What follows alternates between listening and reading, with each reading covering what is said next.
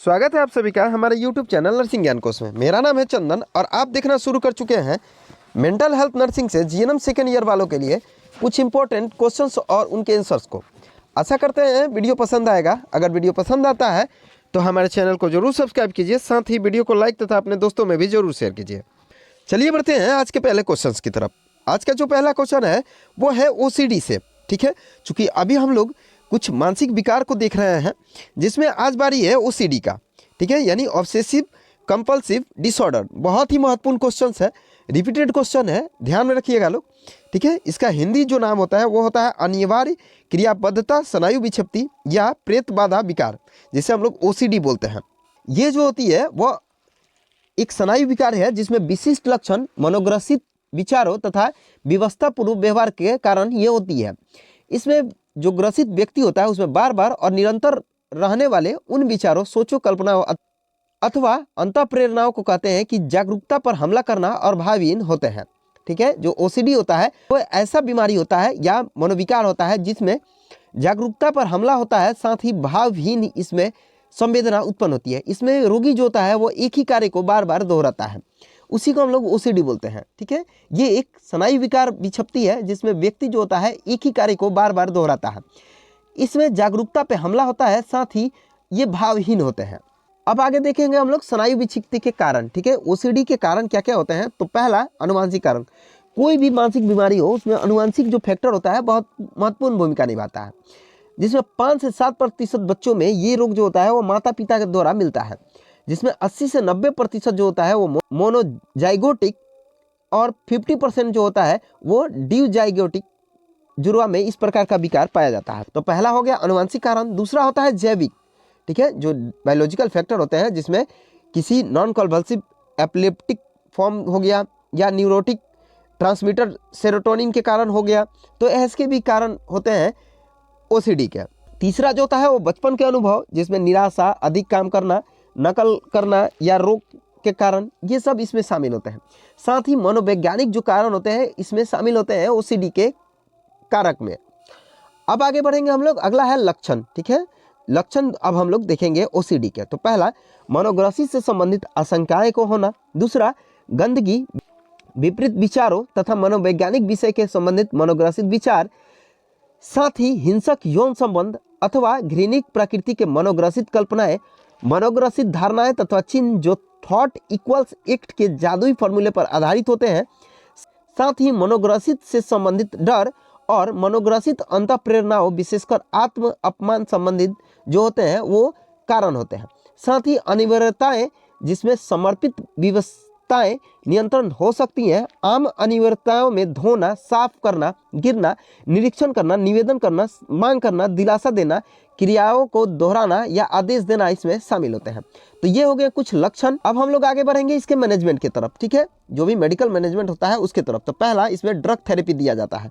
ठीक है, यानी जो OCD के पेशेंट होते हैं उसमें सबसे पहला जो मैनेजमेंट करते हैं मेडिकल मैनेजमेंट, उसमें ड्रग थेरेपी दिया जाता है, जिसमें एल्प्राजोलम और एस्पायरन, साथ ही ट्रैंकुलाइजर तथा कैलिप्राइमाइन और फ्लूऑक्सीटिन जैसी दवाओं का हम लोग उपयोग करते हैं।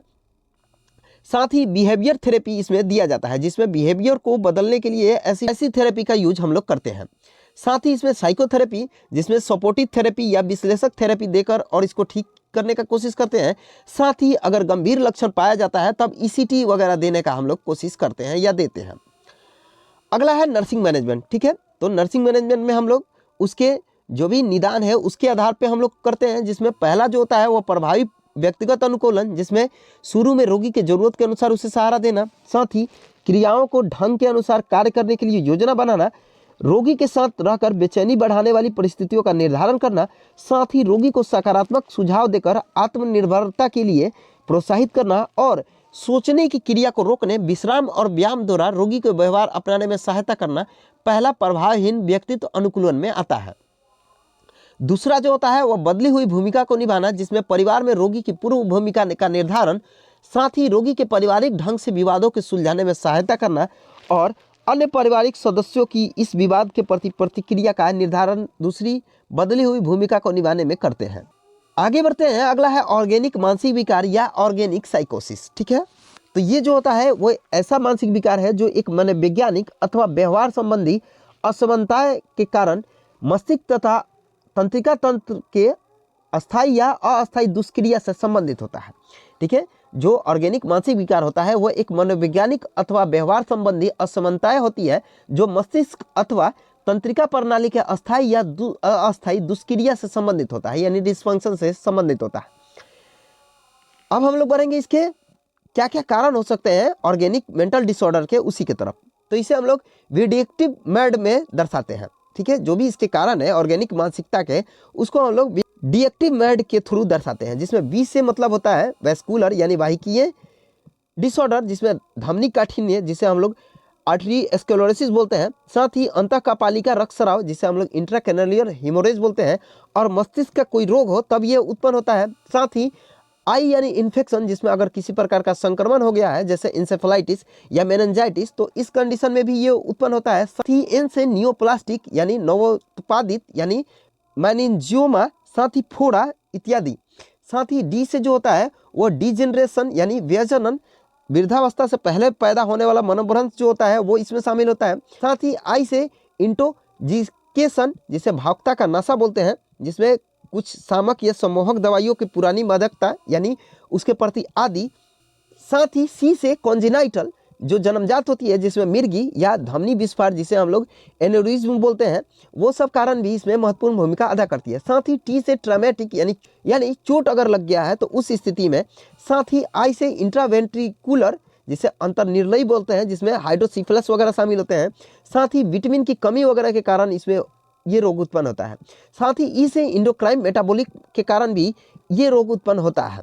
ठीक है, तो जो ऑर्गेनिक मानसिक विकार है उसको हम लोग उसके कारण को हम लोग विडिक्टिव मैड द्वारा सूचित करते हैं, जिसमें भी से वैस्कुलर यानी वाहिकाएं संबंधित विकार, आई से इन्फेक्शन अगर हो तब, या एन से न्यूरोप्लास्टिक अगर विकार है, डी से डिजेनरेशन अगर है, साथ ही आई से इंटोएक्जेशन, साथ ही सी से कॉन्जेनाइटल, टी से ट्रॉमेटिक, और आई से इंट्रावेंट्रिकल, और भी से विटामिन, और ई से इंडोक्राइन मेटाबॉलिक अगर डिसऑर्डर है तब ये रोग उत्पन्न होता है। अगला है सानिपात। ठीक है, यानी डेलिरियम। ठीक है, सानिपात। तो ये जो होता है वो एक तीव्र कायिक मानसिक विकार होता है जिसमें चेतना में गड़बड़ी तथा अवबोधन इसमें आ जाते हैं। ये एक ऑर्गेनिक मानसिक संलक्षणों में बहुत आम पाया जाता है, इसी कारण इसे अस्थायी मानसिक गड़बड़ी भी कहते हैं। ठीक है, ये एक तीव्र यानी तेजी से होने वाला कायिक मानसिक विकार होता है जिसके कारण चेतना में गड़बड़ी तथा अवबोधन आ जाते हैं।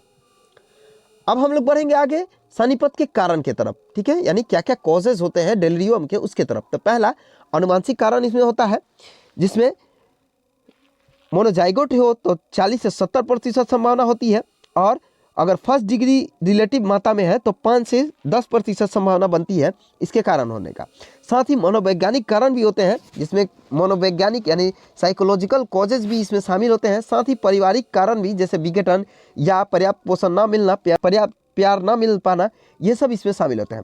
साथ ही सोशल कॉजेज भी होती हैं, जैसे बेरोजगारी, परेशानी, आर्थिक परेशानी या खराब वातावरण, समाज से निष्कासित होना, ये सब भी इसमें शामिल होते हैं। अन्य कारक भी होते हैं, जैसे डोपामाइन का अधिक स्रवण, साथ ही कोलिनर्जिक तथा नॉन एड्रेनर्जिक के बीच असंतुलन होना, और सीरोटोनिन की कमी इत्यादि के कारण भी सानिपत यानी डेलिरियम होने की संभावना बढ़ जाती है।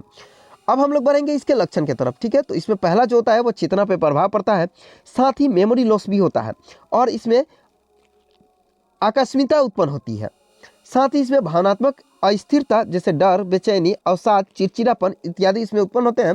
साथ ही इसका व्यवहार जो होता है वो आक्रमण होने लगता है, और तोड़फोड़ करना, गाली देना, वातावरण के प्रति जागरूकता कम होना, एकाग्रता में कमी, रात को डर लगना, साथ ही समय व स्थान का सही ज्ञान न होना, स्मरण शक्ति पर प्रभाव पड़ना, शारीरिक रूप से रोगी होना, और कंपन इत्यादि इसमें लक्षण प्रतीत होते हैं।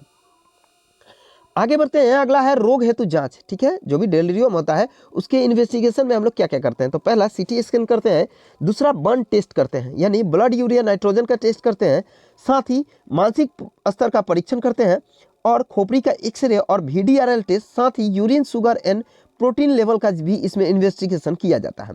ठीक है, डेलिरियम में हम लोग CT scan, blood urea nitrogen, मानसिक स्तर का परीक्षण, खोपड़ी का एक्सरे और VDRL तथा यूरिन शुगर एंड प्रोटीन हम लोग इसमें जांच करते हैं। अगला है इसके उपचार। ठीक है, इसमें हम लोग क्या क्या ट्रीटमेंट देते हैं। तो पहला, सनाई को प्रभावित करने वाले औषधि जिसे हम लोग सिडेटिव या हाइपोनोसिस ड्रग्स बोलते हैं वो देते हैं, जिससे हम लोग फिनोबार्बिटोन देते हैं। साथ ही न्यूरोलेप्टिक ड्रग्स जिसे क्लोरोप्रोमाजाइन 85 से 50 mg TDS। साथ ही विटामिन B1, B6, B12 को हम लोग IV के थ्रू एडमिनिस्ट्रेट करते हैं।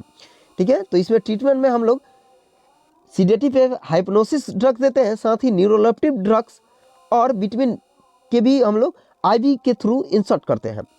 आगे बढ़ते हैं, अगला है नर्सिंग मैनेजमेंट। ठीक है, डेलीरिवम के जो पेशेंट होते हैं उसके हम लोग नर्सिंग मैनेजमेंट क्या क्या करेंगे। तो पहला, मरीज की जांच करनी चाहिए। साथ ही मरीज के भोजन में टायरामाइन युक्त पदार्थ नहीं देना चाहिए, जैसे कैफीन व कोला।